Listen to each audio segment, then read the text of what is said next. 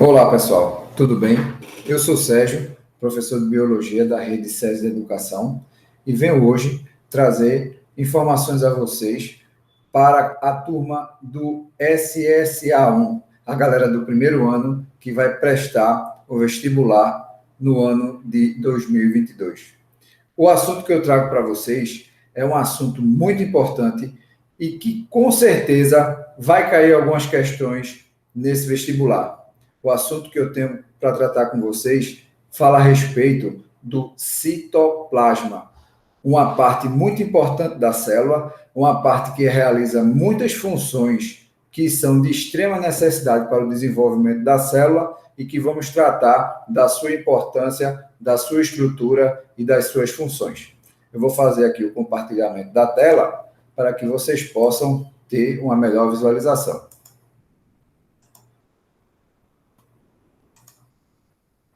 Então vamos lá. Citoplasma. Gente, o citoplasma é uma das partes da célula, dentre a membrana e o núcleo, temos o citoplasma, que também é chamada de hialoplasma ou citosol. É uma região que fica internamente na célula, que compreende desde a parte interna da membrana plasmática até a membrana da carioteca do núcleo. Na sua composição, é um fluido gelatinoso composto por águas, proteínas, sais minerais, aminoácidos e açúcares. E nele estão imersos diversas organelas citoplasmáticas que realizam diversas funções no metabolismo celular. Funções essas que estão relacionadas com os processos de digestão, respiração, secreção, armazenamento e síntese de proteínas. Então, semelhante às funções que nós temos no nosso corpo, a célula também realiza funções específicas nos processos que estão relacionados, especificados a cada uma dessas estruturas. A primeira estrutura que a gente vai falar a respeito é o retículo endoplasmático, gente. O retículo endoplasmático, se fizermos uma espécie de comparação, é como se fosse a rede de tubulação de uma casa, que é por ela, por onde a água é transportada para todas as partes da casa, realizando esse processo de distribuição, tá? O retículo endoplasmático, ele está presente na maioria das células, em geral, nas células eucarióticas, e tem justamente essa função de distribuir diversas substâncias para o seu interior. É uma complexa rede de canais que estão interligados, o que justamente favorece esse processo de distribuição. De certa forma, de acordo com a característica, eles são caracterizados em dois grupos, o retículo endoplasmático liso e o retículo endoplasmático rugoso, que também é chamado de granuloso. A diferença é a seguinte: o retículo endoplasmático liso, que também é chamado de agranular, ele tem a função de realizar o quê? A produção de lipídios, desintoxicação do organismo de algumas substâncias e também realiza o processo de armazenamento. Ele é classificado como liso pelo fato de não haver a presença de ribossomos aderidos em suas paredes, tá? O que difere justamente do retículo endoplasmático rugoso, que, por sua vez, é a parte do retículo endoplasmático em que vai estar presente a estrutura dos ribossomos. De acordo com essa característica, o retículo endoplasmático rugoso, ele vai ter a função da síntese proteica, é justamente o processo de tradução do RNA mensageiro e formação da conjugação dos aminoácidos para a formação da proteína específica.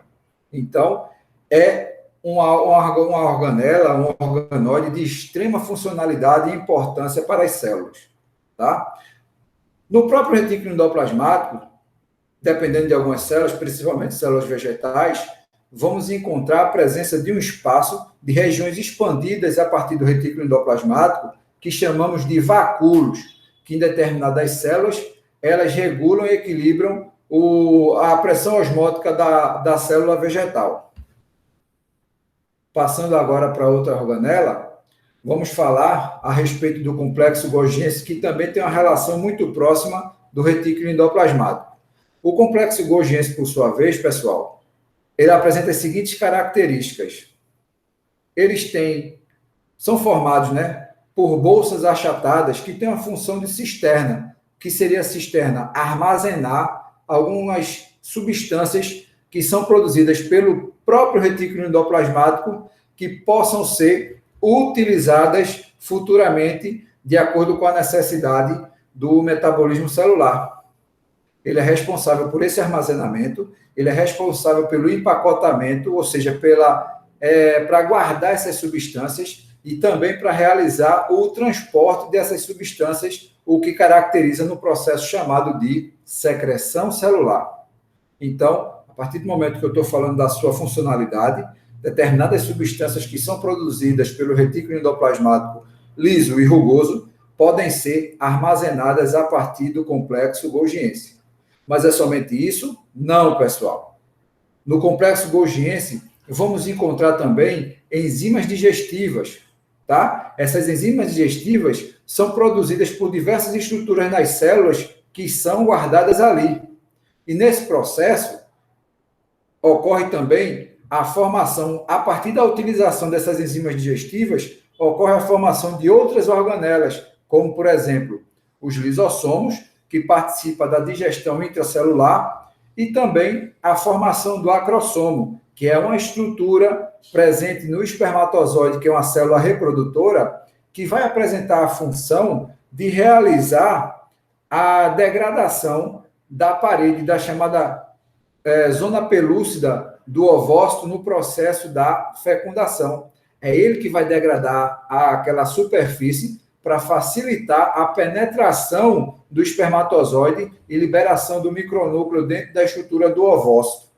Então, são substâncias que têm uma grande importância, que são armazenadas no complexo Golgiense e que podem formar essas estruturas em outras células. Fazendo um processo de relação entre essas duas substâncias, temos o seguinte: no retículo endoplasmático, a gente encontra a formação de vesículas. Vou utilizar aqui o apontador para facilitar o processo de visualização. A formação de vesículas do retículo endoplasmático rugoso com o complexo Golgiense. As substâncias são formadas por vesículas de transporte. Essas vesículas de transporte vão se fundindo com os dictiossomos que formam a estrutura do complexo Golgiense e, consequentemente, favorece o processo de armazenamento. Lá na frente, esse complexo Golgiense pode liberar essas substâncias em formas de vesículas, que, consequentemente, pode realizar o processo de digestão a partir da formação de lisossomos, que vai quebrar substâncias em partes menores para poder facilitar esse processo de absorção. O que acontece depois, quando essas substâncias são relativamente digeridas, o resíduo é colocado para fora num processo chamado de plasmocitose. É um processo de liberação de substâncias em que, a partir do momento que não serve mais, essas vesículas que vão formar os lisossomos vão ser transformadas em um vacúolo residual, que, consequentemente, vai ser liberado para que seja filtrado na corrente sanguínea e liberado através da urina. Então, é um processo bastante complexo e organizado por parte da célula para favorecer esse processo do metabolismo celular.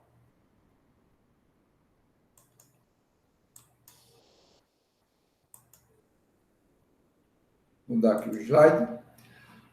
A estrutura que vamos falar agora, que está também ligada ao complexo Golgiense, são os lisossomos, pessoal, que é justamente aquelas vesículas que são revestidas por membranas lipoproteicas. Essas membranas é que vão justamente realizar esse processo de englobamento e, consequentemente, a quebra de substâncias em partes menores, tá? Eles têm duas funções. Uma função é a função heterofágica, que seria, no caso, o quê? O englobamento de partículas. E essas partículas, elas podem ser sólidas ou líquidas. Quando as partículas são sólidas, o processo é chamado de fagocitose, a quebra de partes menores. Se a partícula ela é líquida, o processo ela é chamado de pinocitose. Então, fagocitose, englobamento e quebra de moléculas de partículas sólidas. Pinocitose, englobamento e quebra de partículas líquidas em partes menores. Já a função autofágica dos lisossomos, pessoal, ocorre da seguinte forma. Veja só. Determinadas partes da célula que não estão desempenhando a sua função específica, elas podem ser retiradas, reconstituídas e reformadas para que a célula tenha de novo uma otimização no seu funcionamento. Então, ela apresenta um processo de autofagia. Ela tem uma estrutura em que o lisossomo vai se transformar em um autofagossomo. Ela vai digerir aquela parte do corpo do corpo dela, que no caso da estrutura celular, que não serve mais, e, consequentemente, favorecer o desenvolvimento de uma nova parte que volte a realizar a função como antes. Então, ela realiza o reaproveitamento de certas substâncias para que a célula possa continuar funcionando de forma normal. E, como eu falei anteriormente, os resíduos que não são mais utilizados por essa célula são liberados a partir do processo da plasmocitose. Certo, pessoal? Falando a respeito de outra estrutura muito importante, encontramos aqui os ribossomos, que eu falei logo anteriormente, quando a gente estava falando a respeito do retículo endoplasmático. São esses aí. Os ribossomos, gente, podem ser encontrados tanto em células procarióticas quanto em células eucarióticas. Está presente em todas elas, certo? A principal função dela é o processo da síntese proteica. Nessa situação, o que acontece? Os ribossomos são formados por duas partes, que são chamadas de subunidade. Uma subunidade maior e uma subunidade menor, que, consequentemente, faz o processo de leitura, tá? E tradução do RNA mensageiro para justamente fazer a junção dos aminoácidos específicos para formar determinado tipo de proteína. Esse ribossomo, ele é constituído por diversos tipos de proteínas a partir do chamado RNA ribossômico e, consequentemente, eles podem estar agrupados em uma fita, em uma fileira, e que caracteriza a formação de um RNA de poliribossomos. Então, eles têm uma grande importância nesse processo de desenvolvimento das proteínas. Por quê, gente? Depois da água, em termos de composição estrutural das células, as proteínas são as substâncias que existem em maior quantidade na célula. Então, consequentemente, tudo que você imaginar que esteja relacionado a funções, desenvolvimento estrutural, desenvolvimento fisiológico, vai existir a presença das proteínas nesse processo. Então, os ribossomos, eles são de extrema importância nesse processo da fisiologia celular. Perfeito? Passando aqui, falando de outra estrutura, vamos falar agora a respeito dos peroxissomos. O termo peroxissomos, pessoal, são organelas que são responsáveis para realizar o processo da degradação de uma substância chamada peróxido de hidrogênio. O peróxido de hidrogênio, pessoal, é a água oxigenada, H2O2. É aquela aguinha que tem um átomozinho a mais de oxigênio, que se ficar em grande concentração dentro do citoplasma das células, que se ficar em grande concentração no plasma sanguíneo, pode causar inúmeros problemas relacionados ao metabolismo por ser altamente tóxico.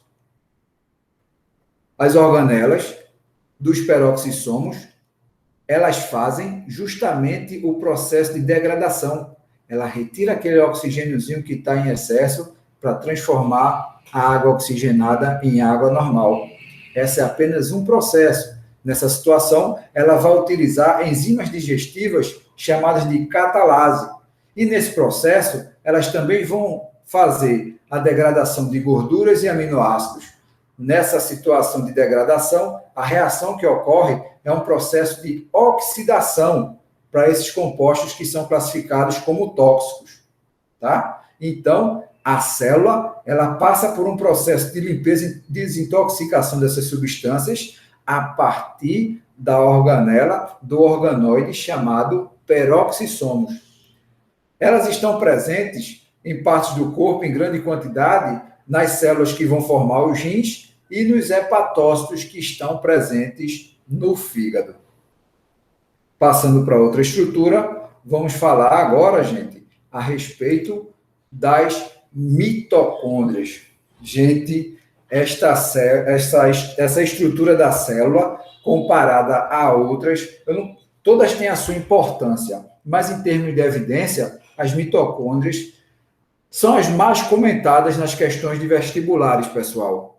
Por quê? Se a gente for fazer uma comparação, uma analogia, como eu fiz agora há pouco, relacionado com o retículo endoplasmático, as mitocôndrias é como se fosse o gerador de força. É a casa de força que produz a energia para a célula, a energia vital que a célula necessita para realizar as suas funções, ocorre a partir das mitocôndrias. A função que ela realiza é chamada de respiração celular. Ela pega justamente a glicose advinda dos alimentos, passada pelo processo de digestão que está presente no plasma sanguíneo, e juntamente com o oxigênio, para se fundir dentro da estrutura, num processo geral da respiração celular. Eu não vou me ater agora no processo químico, que a gente está falando a respeito de citoplasma, e não da parte de bioenergética, isso a gente pode comentar em outra oportunidade. Ela vai produzir a energia vital chamada adenosina trifosfato, o famoso ATP. É essa estrutura que faz com que as células consigam desenvolver o seu metabolismo.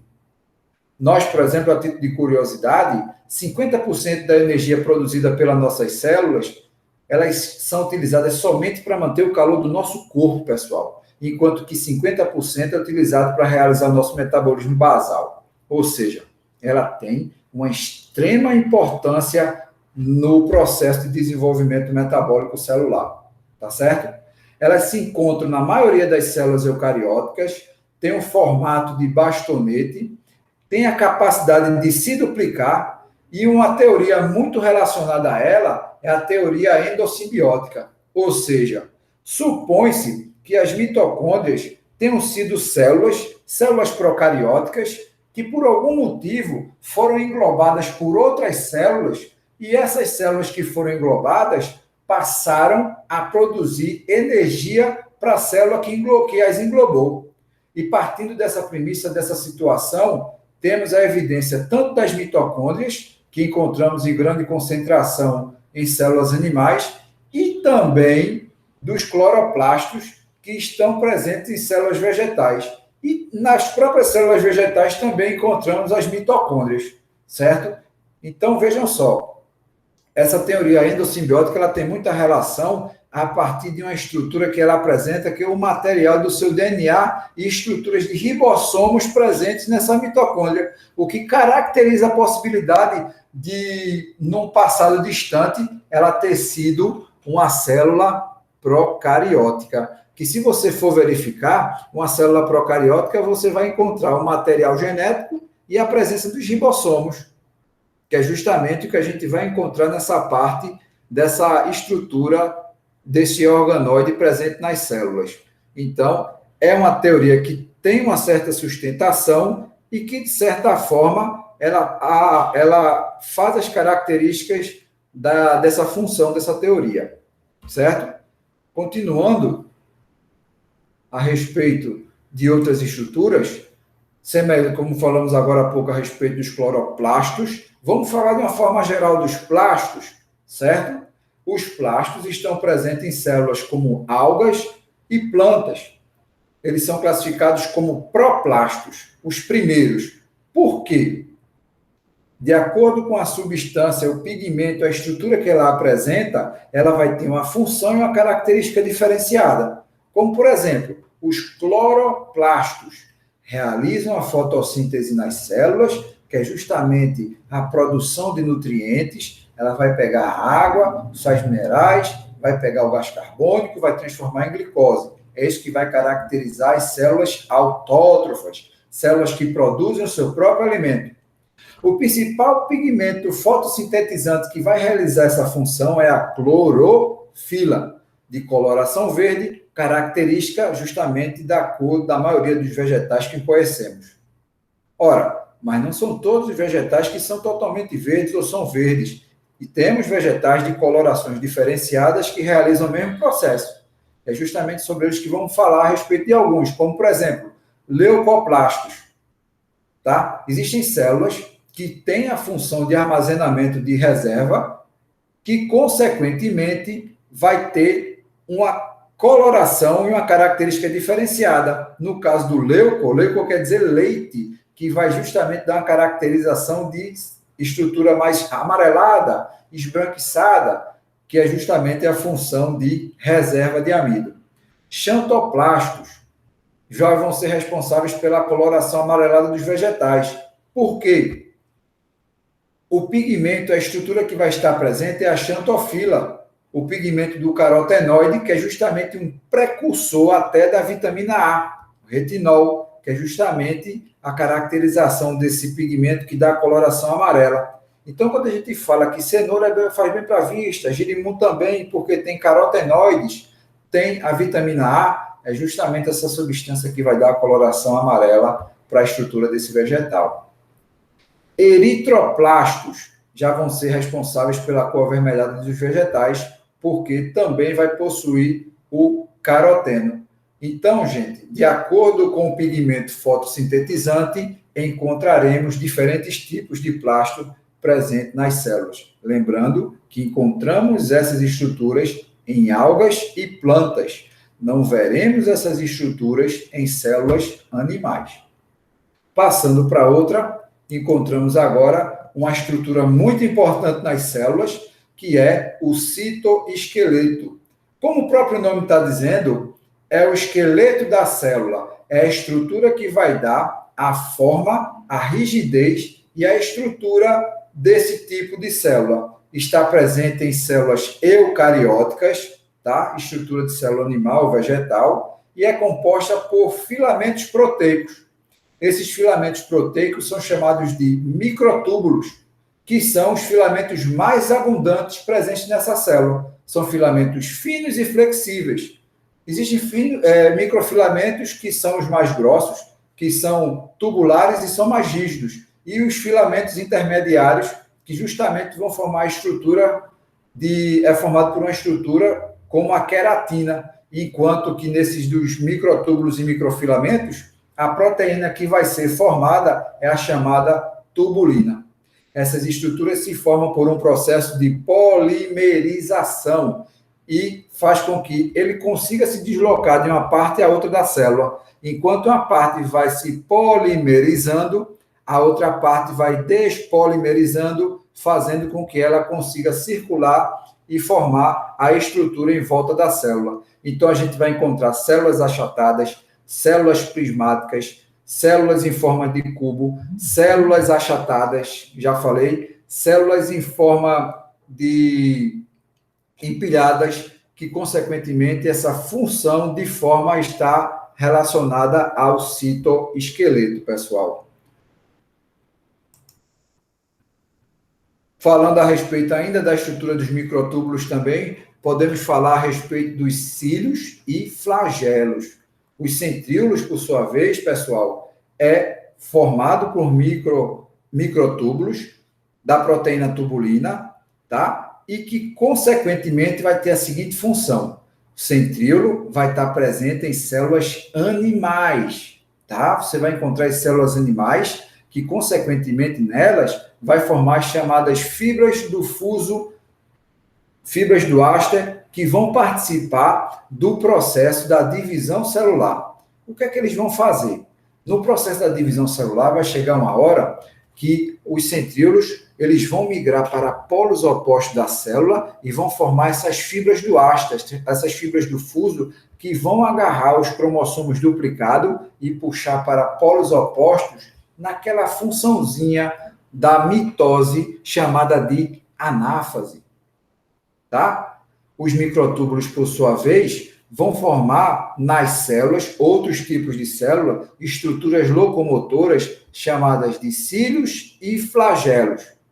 Os cílios e flagelos, eles vão apresentar a mesma estrutura interna. São estruturas que vão favorecer o seu deslocamento, mas de uma forma diferente, como eu vou mostrar aqui agora. Com relação ao cílio, ele vai ter um movimento forçado e um movimento de retorno para que ele fique o tempo todo se movimentando em um fluido para que ele consiga se deslocar, tá? Os animais não, desculpa, os protistas, células, elas são classificadas pela sua forma de locomoção. Encontramos células chamadas de células ciliadas, os seres ciliados, protistas ciliados, enquanto que, por exemplo, em células animais, encontramos o flagelo, no caso, né, como uma estrutura de deslocamento a partir da formação de uma cauda que fica diretamente se ricocheteando em meio líquido para propiciar o desenvolvimento do movimento do espermatozoide no processo da fecundação. Então, resumindo tudo, essas estruturas elas são responsáveis pelo deslocamento em meio líquido para promover essa movimentação do líquido circundante de uma forma geral. Tá certo, pessoal?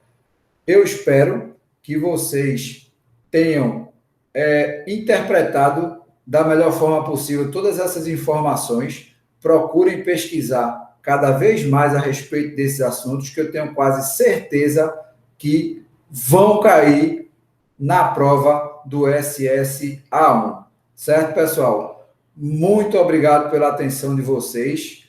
Tenham todos muito boa sorte e uma excelente prova, pessoal. Até mais.